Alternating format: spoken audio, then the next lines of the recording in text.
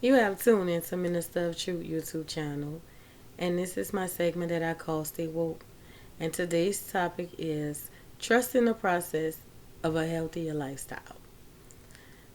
So we all know the benefits of living a healthy lifestyle. I'm just gonna throw out a few off the top of my head, and then I'm gonna give you my story and how I took steps to get into eating better and just living a healthier lifestyle.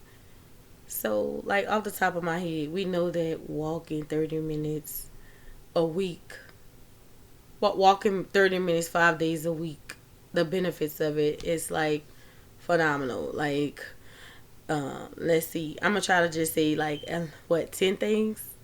So what? Walking 30 minutes a day can help prevent heart attacks, strokes, bone loss. It strengthens your bones. It helps control weight gain. It helps ward off aging and diseases that come from aging. It also helps ward off the Alzheimer's disease, and that's just a few things. But along with exercise, your diet is like 80%. Exercise is like 20. So, you can go to the gym and you can walk and you can do all the, exercise, but if you don't change your diet, then you kind of like working against yourself. So for me, I know all the benefits. I have been through a lot of nutritious classes. I used to be in the military, so of course I knew about being fit and being healthy, and I've been around.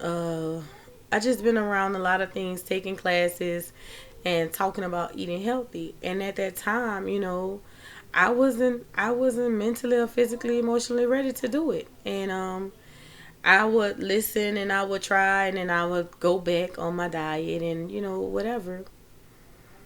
But I realized in the process of trying to be a healthier me that it's a process, and I have to trust the process. And what I mean about trusting the process, everybody just can't go cold turkey and give up everything that they've been eating, because there's a lot of things that you love. And for me, I'm a big cheese lover. I love cheese. I love nachos. I love pasta. I love pizza. That's my go-to. I just love stuff like that. And I always wanted to try a vegan or vegetarian or pescatarian diet. And me being allergic to seafood, it just made eating healthy harder for me, because whereas some people can not eat meat and eat fish products and seafood, other seafood, I couldn't, because I was allergic to it. So fish was always, my go-to thing. Like I love chicken. I mean, well, not fish, but chicken was my thing. I would go to chicken because I couldn't eat fish. I couldn't eat crabs, shrimps, oysters. I can't do that diet. So I would just, chicken was my thing. But as I was trying to, live a healthier lifestyle, I realized, you have to make the changes necessary. You have all this knowledge, and what's good? What is the use of having knowledge if it's not applied? That's a fool. Only a fool will know the truth about something and not make the changes needed because you know the truth. And I didn't want to be a fool.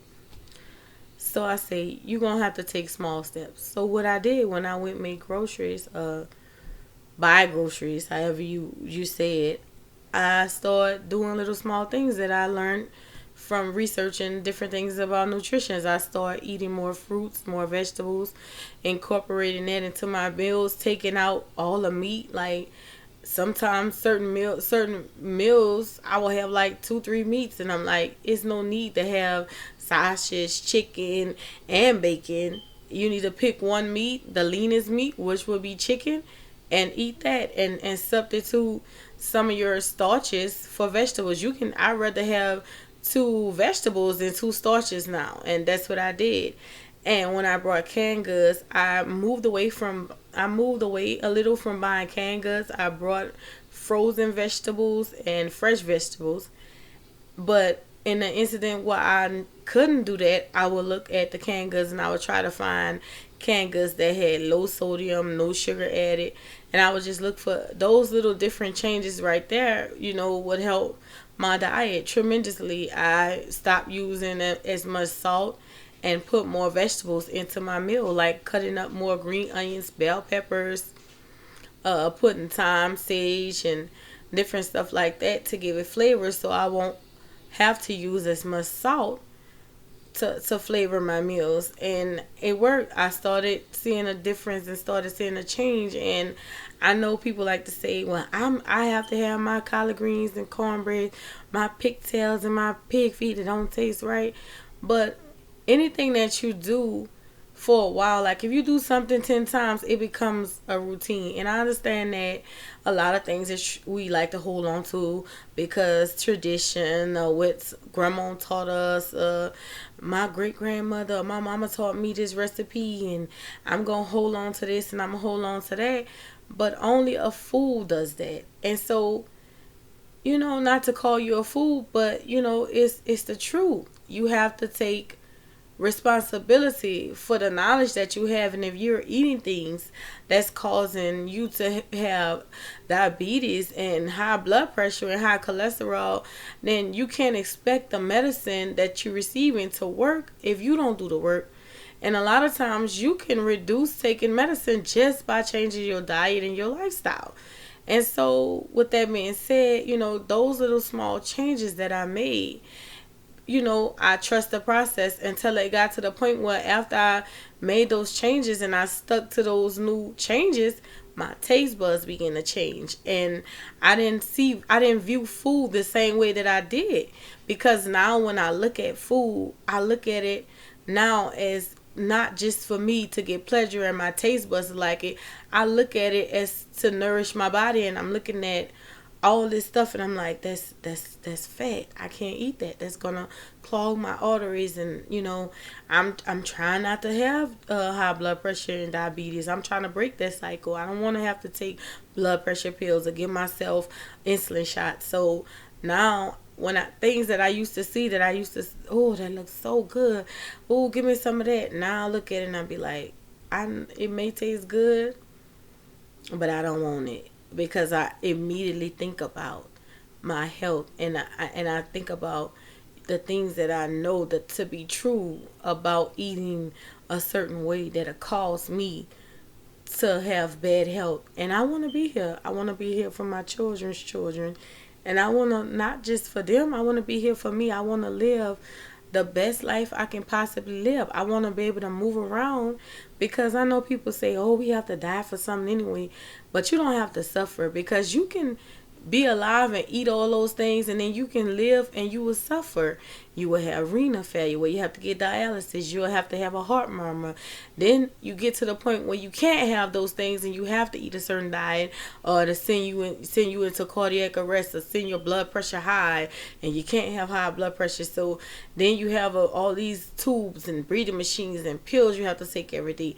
And you can prevent that. And why not prevent? Why get a cure for something when you can prevent something from even happening?